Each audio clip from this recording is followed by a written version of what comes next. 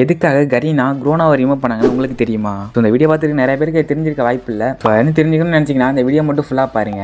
இந்த வீடியோக்கு லைக் கொடுத்துட்டு நம்ம அக்கௌண்ட்டை சப்ஸ்கிரைப் பண்ணி ஃபாலோ பண்ணி வச்சுக்கோங்க, ரொம்ப யூஸ்ஃபுல்லாக இருக்கும். 2020 டிசம்பர் மந்த்து குரோனோ அப்படின்ற ஒரு கேரக்டர் நம்ம கேமுக்குள்ளே வந்துச்சு. ஆனால் 2025 ஜனவரி மந்த் அப்போ குரோனோவை ஃப்ரீ ஃபயர்லேருந்து அஃபிஷியலாக ரிமூவ் பண்ணிட்டாங்க.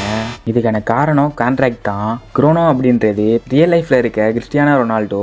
அவர் ஒரு மிகப்பெரிய ஃபுட்பால் பிளேயர். அவரோட கொலாப் பண்ணி தான் CR7 அப்படின்ற ஒரு கேரக்டர் கேமுக்குள்ள கொண்டு வந்தாங்க. ஆனால் உள்ளே கொண்டு வரப்பயே 4 வருஷத்துக்கான அக்ரிமெண்ட் தான் போட்டிருந்தாங்க. ஸோ 4 வருஷத்துக்கான அக்ரிமெண்ட் முடிஞ்சதுக்கப்புறம் அஃபிஷியலாக ஃப்ரீ ஃபயர்லேருந்து குரோனோ கேரக்டர் ரிமூவ் பண்ணிட்டாங்க. ஸ்கில்லாம் நம்ம கேமுக்குள்ளே இருக்கே ப்ரோ அப்படின்னு நீங்கள் கேட்பீங்க. ஸோ அந்த கேரக்டரை டாப் அப் பண்ணி எடுத்த பிளேயர்ஸ்லேருந்து அதை பிடுங்கினா அன்ஃபராக போயின்ற ஒரே காரணத்துக்காக அந்த ஒரு கேரக்டரை மட்டும் ரிமூவ் பண்ணிட்டு அதோட பவரை அப்படியே வச்சிருந்தாங்க.